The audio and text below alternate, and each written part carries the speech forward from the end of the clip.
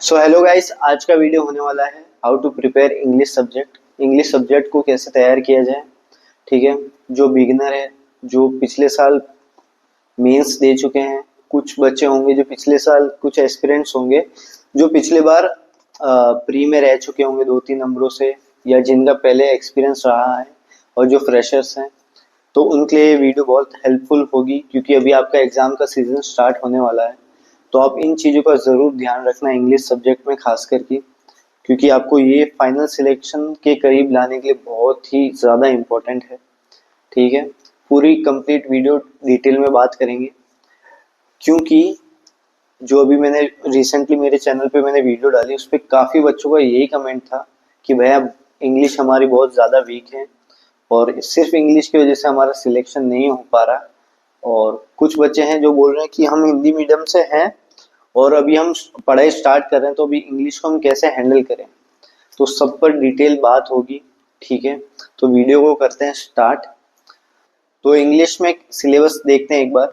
तो सिलेबस में है fillers, parajumbles, error, cloze test, spelling mistake, word swapping और रीडिंग कॉम्प्रिहेंशन। ठीक है। तो आप अगर ये सिलेबस को अच्छे से देख पा रहे हैं, सिलेबस को आपने कहीं लिखा होगा या आपको पता होगा, तो सिलेबस में आपने एक चीज नोटिस की होगी कि इसमें ग्रामर का बहुत ज्यादा रोल नहीं है। कुछ बच्चे होंगे जो सोच रहे हैं कि डेली ग्रामर करते हैं और ग्रामर को पूरा अच्छे से कंप्लीट करते हैं। तो देखो, बैंकिंग में इतना ग्रामर का बहुत ज्यादा रोल नहीं होता है। रोल कितना होता है, 5 क्वेश्चन आते हैं प्री में, 5 आते हैं मेंस में। बाकी जो मैंने आपको टॉपिक्स बताया उसमें होगा ग्रामर का रोल, बट इनडायरेक्टली बहुत कम रोल है। प्योरली जो बैंकिंग इंडस्ट्री में जो एग्जाम्स होते हैं, इंश्योरेंस में जो एग्जाम्स होते हैं, उसमें जो इंग्लिश आती है वो प्योरली रीडिंग बेस्ड ही आती है। जितनी आपकी रीडिंग स्ट्रांग होगी, उतने आप क्वेश्चन कर पाओगे अच्छे से, उतनी आपकी स्पीड भी होगी इंग्लिश में। ठीक है। तो ग्रामर पे आपको बहुत ज़्यादा लोड नहीं लेना है इस चीज़ में। ग्रामर में हम क्या करते हैं कि कुछ बच्चे होंगे जैसे आज नाउन की क्लास करी, कल प्रोनाउन की क्लास करी, फिर वर्ब की क्लास कर रहे हैं, ऐसे कर करके एक एक टॉपिक कर रहे हैं, फिर उसके क्वेश्चंस लगा रहे हैं। लेकिन क्वेश्चन कितने आ रहे हैं, 5 क्वेश्चन आ रहे हैं। मेंस में भी 5 क्वेश्चन आ रहे हैं, तो आप इतनी मेहनत कर रहे हो, इतना टाइम दे रहे हो, और आपके फिर भी नंबर नहीं आ रहे, तो उसका फायदा क्या है। तो इस पे बात करते हैं। ग्रामर आपको करनी है, ऐसा नहीं कि ग्रामर में आपको छोड़ने को कह रहा हूँ, ग्रामर करो, बट कैसे करें। तो यूट्यूब पे सर्च करो आप 120 rules of grammar bye Nimisha Bansal ma'am. 11.5 घंटे की क्लास है, 11.5 आवर्स की वो क्लास है। उसको आप टुकड़ों में डिवाइड कर दो, उसको आप कंप्लीट करो एक हफ्ते के अंदर। ठीक है। साथ ब साथ डे 1 से आपको क्या करना है, रीडिंग स्टार्ट करनी है। ठीक है। जो बच्चे द हिंदू पढ़ रहे हैं, जो एस्पिरेंट्स द हिंदू पढ़ रहे हैं, बहुत सही बात है। और वो नहीं पढ़ रहे तो कोई बात नहीं। इस साल मैंने, देखो, आरआरबी के मेंस छोड़ के मैंने सारे मेंस दिए इस बार। ठीक है। बैंकिंग एग्जाम्स के, इंश्योरेंस एग्जाम्स का मैंने इस साल कोई एग्जाम नहीं दिया। बस एक एनआईएसएल एओ दिया था, उसमें मेरा प्री निकल गया था, मेंस में देखे आया। तो कहीं ऐसा नहीं है कि आपको द हिंदू के लेवल का एग्जाम मिलेगा। ठीक है। इंडियन एक्सप्रेस भी आप पढ़ रहे हैं तो बहुत सही जा रहे हो, कोई दिक्कत नहीं उसमें। और अगर आपकी देखो इंग्लिश वीक है, तो फर्स्ट ऑफ ऑल उसको आप एक्सेप्ट करो। ठीक है। जबरदस्ती ऐसा नहीं कि लोग एडिटोरियल की क्लासें ले रहे हैं या एडिटोरियल्स पढ़ रहे हैं तो मैं भी उनकी होड़ करूं, मैं भी उनके साथ वही पढ़ने लग जाऊं। नहीं, अगर आपकी वीक है, चुपचाप आप एनसीईआरटी की जो बुक्स होती है 6 से 10 तक, आप उसको रीड करो। आपका कहीं ना कहीं इंटरेस्ट डेवलप हो जाएगा अपने आप, और रीडिंग भी कुछ ना कुछ सुधरेगी। ठीक है। आप बच्चे तो नहीं कि आपको 6 से 10वीं तक अभी आपको 4 या 5 साल लगेंगे, ऐसा तो है नहीं। अभी आप बड़े हो, ग्रेजुएट हो, तो आपको वो चीज़ पढ़ने में कम टाइम लगेगा। ठीक है। 3 से 4 हफ्ता आप डेली रीडिंग, और ये जो ग्रामर की क्लासेस है आपकी खत्म हो रही है एक हफ्ते में, मैंने बता दिया आपको।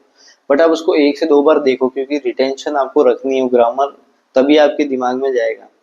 तो ये आपने कर दिया 3 से 4 हफ्ते लगातार। ठीक है। उसके बाद आपको करनी है प्रैक्टिस। ठीक है। यूट्यूब पे जैसे बहुत लोग बोलते हैं कि आप क्या करो, 10 क्वेश्चन यहाँ से लगाओ, 10 क्वेश्चन यहाँ लगाओ, प्री के मॉक करो, ये करो। अरे भाई, जब इंग्लिश आती ही नहीं तो कहाँ से करेगा बंदा। शुरू में ही लग जाएगा क्या फिर। वो तो ये सोचेगा कि यार लोग भी तो प्रैक्टिस कर रहे हैं, उनसे ही क्वेश्चन बन रहे होंगे, मुझसे नहीं बन रहे, तो वो डिमोटिवेट ही होगा ना। तो क्या मतलब रहा इतनी तैयारी करने का। तो इसलिए शांति से आप 2 से 3 हफ्ता पहले वेट करो, आराम से चिल हो जाओ कि ठीक है यार, टाइम लगेगा बट उससे मार्क्स तो मिले, मार्क्स तो लेके आऊं मैं। ऐसा तो है नहीं कि आप सिर्फ इंग्लिश इंग्लिश कर रहे हो, ठीक है, बाकी सब्जेक्ट्स भी आपको लेके चलना है। तो इस चीज़ का आपको खास ध्यान रखना है कि आप 3 से 4 हफ्ता आप इंग्लिश रीडिंग और एक ग्रामर को साइड बाय साइड करो। ऐसा कर दो कि देखो बाद में आपको ग्रामर को ज़्यादा छूने की ज़रूरत नहीं है, ठीक है, रिवाइज कर लेना अपने हिसाब से। बट ऐसा नहीं है कि यार एग्जाम से पहले आए फिर वापस ग्रामर की क्लासेस लेके बैठ गए, नाउन प्रोनाउन ये वो, कि ये एसएससी एग्जाम नहीं है, बैंकिंग के एग्जाम में पूरी रीडिंग बेस्ड आती है, ठीक है।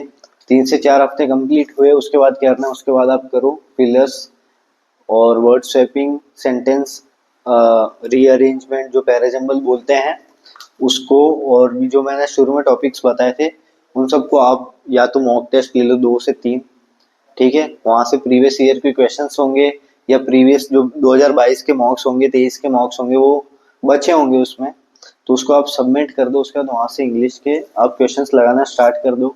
ये हो गया एक सोर्स। दूसरा सोर्स टेलीग्राम पे जाओ, सर्च करो क्वेश्चंस प्रैक्टिस, जो भी आपका सर्च करना है वो सर्च करो, वहां से क्वेश्चंस निकालो, वहां से कर लिए। देखो मॉक में और पीडीएफ फाइल में क्या फ़र्क रहेगा मैं आपको बता देता हूँ। मॉक्स में आपके पास सॉल्यूशन रहेगा तो आपको कहीं ना कहीं वो समझ आएगा कंप्लीटली, हालांकि नहीं आ पाएगा कि देखो हालांकि क्या है, इंग्लिश लैंग्वेज है तो मॉक में उस हिसाब से समझाया होगा, आपको वो चीज़ समझ नहीं आएगी, बट फिर भी एक सॉल्यूशन तो होगा वहाँ पे। पीडीएफ में वो सॉल्यूशन रहेगा नहीं, आपको समझ आएगा नहीं, तो वो ये दिक्कत है। बाकी दोनों को साथ में लेके चलो, आपकी प्रैक्टिस हो जाएगी। बाकी क्या करें इसमें, रीडिंग होती है ना, देखो रीडिंग काफ़ी हेल्प करती है आपको। ऐसा नहीं है, वो आपको ऐसा लगता है यार मैं डेली पढ़ रहा हूँ क्या हो रहा है, कुछ नहीं। जब आप एग्जाम दोगे ना तब आपको पता चल जाएगा अच्छे से, क्योंकि आपको इंग्लिश में एग्जाम के टाइम में आपको टीचर ये नहीं बताएगा कि बेटा आप इसको स्किम करो या इसको आप रीड करो, वहाँ कोई नहीं बताएगा। वहाँ जितना आप नेचुरली पढ़ रहे हो, आपको समझ आ रहा है, उतना आप आंसर कर पाओगे, ठीक है। तो ऐसे आपको क्वेश्चंस को सॉल्व करना है और यहाँ से आपके नंबर डेफिनेटली आएंगे। जो आप ये फिलर्स वगैरह जो भी क्वेश्चंस कर रहे हो प्रैक्टिस मॉक से, तो इससे ज़्यादा तो कुछ आएगा नहीं ना एग्जाम में। ऐसा तो है नहीं कि कहीं नए नए क्वेश्चंस आ रहे हैं इंग्लिश में भी कहीं और से, ऐसा तो नहीं है बिल्कुल। जो वर्ड स्वैपिंग वगैरह उसमें कुछ ना कुछ कॉमन वर्ड्स आएंगे, वो एग्जाम में भी रिपीट होंगे। तो प्रैक्टिस ऐसी करो, रीडिंग ऐसी करो कि आपको रीडिंग में कॉम्प्रिहेंशन अंडरस्टैंडिंग में दिक्कत ना है। ये मैंने आपको बता दिया। देखो Hindi medium average, below average, English medium वाले जितने भी बच्चे हैं सब इसी स्लैब में आते हैं। सबको यही कंटिन्यू रखना, छोड़ना कुछ नहीं है, ठीक है। जिनकी बहुत ज़्यादा इंग्लिश अच्छी है वो सिर्फ रीडिंग करो और प्रैक्टिस करना है करो, वो सब आप पे डिपेंड करता है। बट आप इंग्लिश रीडिंग को स्किप नहीं कर सकते शुरू में। और जैसे रीडिंग में शुरू में कर रहे हो तो आप ठीक है 1 घंटे के बजाय 2 घंटा उसको रीड करो। फिर धीरे धीरे जब आपका 3 से 4 हफ्ते कंप्लीट हो, आप उसको 1 घंटे में 1 घंटे तक लाइए। डेली 1 घंटा रीडिंग कीजिए और बाकी सब्जेक्ट्स पे भी उतना टाइम दीजिए, तो डेफिनेटली आपका इंग्लिश इंप्रूव होने लग जाएगा, ठीक है। 2 मिनट आपका लेना चाहूँगा। देखो मैंने पिछले वीडियोस जो बनाई थी उस पर बहुत ज़्यादा यही कमेंट आए थे, और मैंने ट्राई किया था कि मैं सारे कमेंट्स का रिप्लाई करूँ, तो मैंने सारे कमेंट्स का रिप्लाई दिया। काफ़ी लोगों का इंस्टाग्राम पे मैसेज आया, उनसे काफ़ी से कॉल पे बात भी हुई, ठीक है, मैसेज के रिप्लाईस भी हुए। मेरी साइड से मैं आपकी हेल्प करूँगा जितनी मुझसे होगी, ठीक है। तो अगर आपको वीडियो पसंद आए तो उसको लाइक और सब्सक्राइब चैनल को ज़रूर करना। लाइक से क्या होता है कि हमको एक मोटिवेशन मिलता है कि हाँ लोगों के समझ आ रही है, तो ऐसा कंटेंट और लाया जाए और ऐसे ही रिसर्च करके टॉपिक्स पे वीडियो बनाया जाए ताकि स्टूडेंट्स को दिक्कत ना आए, ठीक है। क्या होता है काफ़ी लोगों के मैसेज आए कि देखो भैया मैं पढ़ाई कर रहा था बट मैंने थोड़ा सा गैप ले लिया, अब मैं पढ़ रहा हूँ या मैंने अभी स्टार्ट की है, तो मुझे ये समझ नहीं आ रहा कि मैं सही जा रहा हूँ कि गलत जा रहा हूँ, क्योंकि मेरे आसपास कोई बैंकिंग की तैयारी नहीं करता है। ऑनलाइन भी टीचर्स हैं, उनसे बात नहीं हो पाती है, प्लस किसी के कमेंट करते हैं तो वो रिप्लाई आता नहीं है। तो देखो यहाँ ऐसा कोई प्रॉब्लम नहीं है, ठीक है, रिप्लाई आएंगे। ऐसा लगेगा कि हाँ इस टॉपिक पे वीडियो बनानी चाहिए तो, और अगर वो मेरे नॉलेज में होगी तो मैं बनाऊंगा, और नहीं होगी तो भी मैं कहीं ना कहीं से, मेरे बहुत दोस्त लगे हुए हैं, काफ़ियों के अच्छे नंबर आए, काफ़ी जस्ट पास हुए, तो सबसे मैं मतलब पूछताछ के वीडियो उस टॉपिक पे बना दिया जाएगा। तो उसकी आपको टेंशन लेनी नहीं है, तैयारी अच्छे से करो, अकेला फील नहीं होगा इस चैनल को अगर सब्सक्राइब करते हो, ठीक है। तो वीडियो वापस टॉपिक पे बात करते हैं। तो ये हो गई पूरी इंग्लिश की बात, प्री की बात हो गई पहली बात। मेंस की अब क्या करें, मेंस में तो मेंस प्री में कोई डिफरेंस नहीं इंग्लिश में।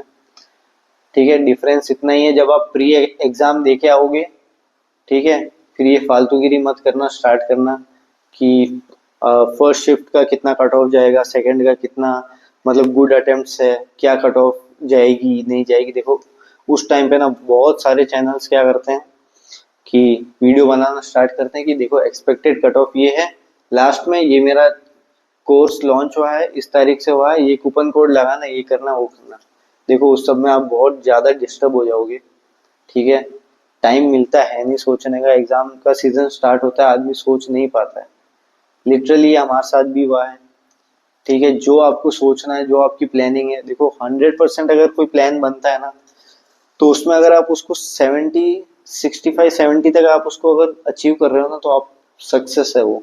100 का 100% प्लान कोई फॉलो नहीं कर पाता। उस प्लान में काफी बार हमको इम्प्रोवाइज करना पड़ता है, काफी चेंजेस लाने पड़ते हैं, ठीक है। तो उसके लिए भी रेडी रहना, और ऑल द बेस्ट आपके जो एग्जाम्स आएंगे। तो काफी लोगों के एक और कमेंट आया था कि आपने डिस्क्रिप्टिव का बात नहीं किया, तो डिस्क्रिप्टिव का मैं अलग से एक वीडियो बना दूंगा, प्रॉपर वीडियो होगा, ठीक है, जिसमें कि फॉर्मेट्स क्या है, आपको क्या क्या वर्ड यूज करने चाहिए, कैसी लाइंस होती है जो आप रट लो, जिसमें आपकी वर्ड लिमिट मतलब पार करने में, उस वर्ड लिमिट तक लिखने में आपको हेल्प होगी, वो सब एक डेडिकेटेड वीडियो बन जाएगा उस पर। उसकी फिक्र मत करो, उसमें थोड़ा टाइम है, ठीक है। पहले जो इंपॉर्टेंट टॉपिक्स है उस पर वीडियो बना देता हूँ। और ये रही डिस्क्रिप्टिव की बात। और फिर भी अगर आपको जानना है कि नहीं मेरे को बताओ ही बताओ, तो मैं बता देता हूँ कि देखो सेंटेंस होता है उसको छोटे रखो, ग्रामर मिस्टेक मत रखना, स्पेलिंग मिस्टेक मत करना, ठीक है। थोड़ा जैसे अगर आपको टाइपिंग नहीं आती कोई बात नहीं, ऐसे ऐसे भी लिखते हो, एक एक वर्ड लेटर को दबाते हो तो भी, लेकिन वो जल्द से जल्द हो जाना चाहिए। देखो 30 मिनट का टाइम होगा, उसमें आपकी वर्ड लिमिट आप अचीव कर लो, उसके बाद आप धीरे धीरे ग्रामर मिस्टेक ये सब अवॉइड करना। तो ये आप अगर आपको अभी से प्रैक्टिस करनी है कर लो, वरना आपको डेडिकेटेड एक वीडियो अच्छी खासी बना के दे दूंगा डिस्क्रिप्टिव पे। तो यहाँ हो गई बात आपकी पूरी कंप्लीट इंग्लिश को कैसे प्रिपेयर किया जाए। तो देखो यही तरीका है जो आपको करना चाहिए, ठीक है। आपको ज़्यादा टाइम वेस्ट नहीं करना है। देखो देखा जाए तो एसएससी से कंपेयर करें तो बैंकिंग का सिलेबस काफ़ी कम है, बट अगर बैंकिंग का सिलेबस कंपेयर करोगे ना, तो उसमें काफ़ी ज़्यादा है यार।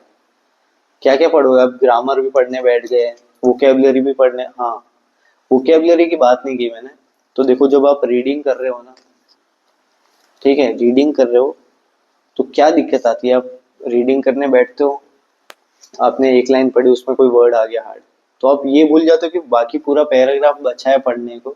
आप चुपचाप जाते हो कहीं सर्च करते हो, वर्ड को लिखने लगते हो, ऐसे कर करके आपका ब्रेक हो रहा है कंसंट्रेशन, और आपको बिल्कुल मजा नहीं आएगा रीडिंग करने में। तो आप क्या करो, शांति से एक बार कोई आर्टिकल है उसको पूरा पढ़ लो, ठीक है। उसके बाद देखो कि अच्छा मेरे को ये चीजें समझ आई, और उसके बाद मीनिंग देखो। मीनिंग जब आप देखोगे ना, अगर आपको सही मीनिंग आपने समझा तो आपको कॉन्फिडेंस आएगा, और अगर आपने गलत समझा तो आप सोचोगे ओ ये मेरे से गलती हुई, और वो चीज़ आप भूलोगे नहीं, ठीक है। वो चीज़ आपके दिमाग में लगी, अच्छा मैं सोच रहा था इसका मतलब ये था। तो आपको ऐसे चलना है, पूरी एक बार रीड करो उसके बाद पढ़ो, और जितना पढ़ रहे हो ना उसको एकदम अच्छे से समझ के ही दूसरा सब्जेक्ट को टच करना, ये बहुत इंपॉर्टेंट है। देखो ऐसा नहीं है कि आपने एक पढ़ा ऊपर ऊपर से आया समझ, ठीक है, नहीं आया छोड़ दिया, नहीं। जब आप कॉम्प्रिहेंशन और टच करोगे पढ़ोगे ना, वहाँ क्वेश्चन सॉल्व करने पड़ेंगे आपको मेंस में, ठीक है। 2-3 ऑप्शन में कंफ्यूज हो सकते हो, तो इसके लिए अंडरस्टैंडिंग अभी से डेवलप करना स्टार्ट करो। शॉर्टकट अभी यहाँ कुछ नहीं है भाई, ये लैंग्वेज है, लैंग्वेज में कोई शॉर्टकट नहीं चलता है। मैथ्स रीजनिंग में आप ट्रिक्स लगा सकते हो, बट यहाँ ट्रिक्स नहीं, अंडरस्टैंडिंग है। और ट्राई करना है स्किमिंग वाला, जो भी अगर आपकी इंग्लिश वीक है ना, तो स्किमिंग ये जो मतलब मैम निशा मैम बताती है, तो उसको थोड़ा अवॉइड कर सकते हो आप, ठीक है। क्योंकि स्किमिंग के चक्कर में देखो क्या होता है ना, गलत आर्टिकल आपने अगर स्किम कर दिया और वो अंडरस्टैंडिंग वाला होगा, उसको अगर आपको अच्छे से पढ़ना चाहिए था और आपने स्किम कर दिया, तो देखो कहीं ना कहीं आपका टाइम वेस्ट हो रहा है। कि जब दूसरी बार उसको पढ़ोगे तो वो इंटरेस्ट चला जाएगा कि यार एक बार पढ़ा समझ नहीं आया, अब इसको इंटरेस्ट नहीं जाना चाहिए, समझ रहे हो। अच्छे से पढ़ो जितना, ऐसा नहीं है यार 40 में से 30 के ऊपर जरूरी नहीं है आपके लेके आने, बट आप 20 15 20 तक ट्राई करो। या अगर 15 20 आपको ज़्यादा मॉक्स में अगर नहीं आते, कोई बात नहीं, आप कट ऑफ से कम 5-10 नंबर, जैसे 12 से 15 तक भी लेके आओगे ना, और बाकी सब्जेक्ट में लाओगे तो आपका एग्जाम निकल जाएगा, सिलेक्शन हो जाएगा। काफी लोगों ने लिया है। देखो ये होता है एक तरीका, ये होता है एक तरीका कि आप ऐसे सिलेक्शन ले लो। दूसरा तरीका क्या है, नहीं मैं तो सब पढ़ूंगा, ठीक है, मुझको तो हर चीज पढ़नी है, मेरे को कुछ ऐसा नहीं छोड़ना कि सिलेक्शन ना हो। दुनिया भर के ये किया, टेंशन लिया, फिर होता क्या है, ना इंग्लिश में आता है ना दूसरे सब्जेक्ट्स में आता है। ये काफी लोगों ने गलती की, हमने काफी लोगों मतलब नोटिस किया है, हमने एक्चुअल कंपटीशन में हम रहे हैं ना, तो हमको काफी चीजें पता है, ठीक है। तो वो गलती मत करना। देखो अगर मेरा सिलेक्शन हुआ है 22 साल की एज में, टचवुड, ठीक है, तो कहीं ना कहीं ये सारी चीजें मैंने स्किप भी की है, और जो चीज पढ़नी चाहिए वो भी मैंने पढ़ी है, ठीक है। लक अच्छा था, इंटरव्यू भी निकल गया, ठीक है, ठीक है, वो बात अलग है। लेकिन देखो एसबीआई क्लर्क भी मैंने निकाला, बाकी प्री एग्जाम्स भी निकाले, मेंस का भी एक्सपीरियंस है, कुछ मेरी भी गलती भी थी, इसलिए मैं आपको अच्छे से बता पा रहा हूँ। मैं कोई यहाँ बहुत अच्छे नंबर से पास भी नहीं हुआ हूँ, और ऐसा भी नहीं कि बहुत कम, जस्ट बॉर्डर पे पास हूँ, एवरेज स्टूडेंट हूँ। कंपटीशन में भी मेरे एवरेज नंबर आए और सिलेक्शन हो गया, ठीक है। ये बात है कि सिलेक्शन हो जाता है, बट ये है कि आप लोड मत लो ज्यादा। क्या होता है कि एक सब्जेक्ट इंग्लिश है तो उसको ऐसा बना दिया कि इसकी परफेक्शन क्लास भी लेनी है, ये भी करना है, वो भी करना है, एडिटोरियल की भी क्लास लेनी है, तो देखो बाकी सब्जेक्ट का टाइम नहीं बचेगा आपके पास। और ये सच है, जब जैसे जैसे एग्जाम्स पास में आता है ना, तब तक वो सब नहीं हो पाता। टाइम आपको फिर अच्छे चीजों पे देना पड़ता है, तभी जाके एग्जाम निकलता है। मॉक टेस्ट हो गए, रिवीजन हो गया, वो सब भी एक पार्ट होता है, उन पे भी टाइम देना पड़ता है।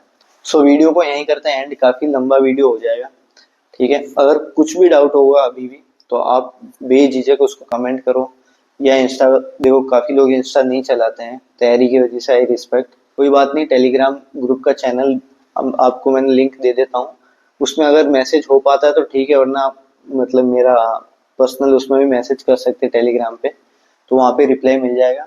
आई होप आपको ये वीडियो अच्छा लगेगा, तो लाइक और सब्सक्राइब जरूर करना। Thank you, bye.